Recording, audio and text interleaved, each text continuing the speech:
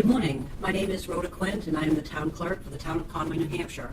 I'm here today to discuss the process to obtain an absentee ballot in New Hampshire. As a college student or a student that may be traveling, this will be of interest to you, so when we have an election that you wish to participate in, you may cast your vote. When you contact the town clerk in your town to obtain an absentee ballot, the first thing he or she does is they go to the checklist. And if your name is on the checklist, meaning you've already registered to vote, then the process to get your absentee ballot goes to step 2.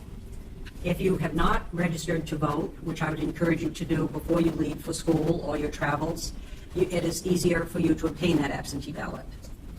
You can also go online. The Secretary of State's office has a website where you can check to see if you are a registered voter, to see what party affiliation you have chosen, and even to track an absentee ballot. And that is located on most towns' website, including the town of Conway. So we'll assume today that you are a registered voter and you are requesting an absentee ballot.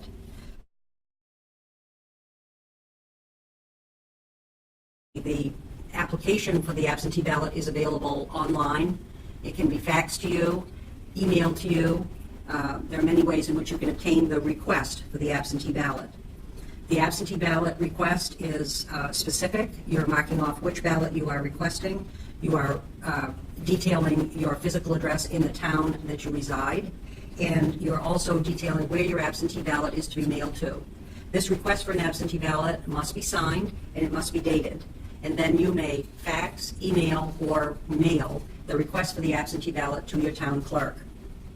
Once that happens, the town clerk enters your information into the statewide database, and that request is processed. A ballot is put into 2 envelopes plus an affidavit envelope, and this is mailed out to you. That is pretty much the process to obtain an absentee ballot. Once you get that absentee ballot, we'll go over what you as the voter will be doing. So today we're going to go over the process for the voter once they receive their absentee ballot. So you have requested an absentee ballot. You have received it in the mail. Obviously, you're going to open your absentee ballot, and inside you're going to find some inserts and envelopes. The first insert you're going to see is a notice of requirements to use an absentee ballot. This document basically outlines the procedure that you'll be using and why you are eligible to use an absentee ballot. The second insert is how to mark your ballot so that the voting machine can read your ballot. So you want to read both of these documents, and then you'll see that inside that envelope that you've opened, you have 2 envelopes. One is an affidavit envelope in which your ballots are inside, and the second is a return envelope that once you have marked your ballot, you'll be sending it back to your town clerk.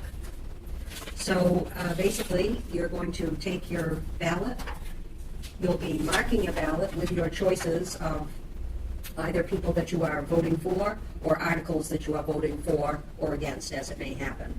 So that's basically what you are receiving when you get your absentee ballot.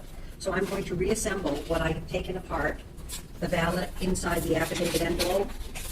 If I had already marked my ballot, I would at that point be signing the affidavit envelope with the reason that I am entitled to vote absentee. One is because you are either absent from town the day of voting, which is usually the reason people vote absentee, but it can also be for a religious observance or due to a physical disability. So again, I've marked my ballot. I'm going to put it into the envelope that I'll be mailing back to my town clerk. I'm going to seal it, take it to the post office, and mail it. If I follow all of these instructions that are outlined in this packet, my vote will count on Election Day.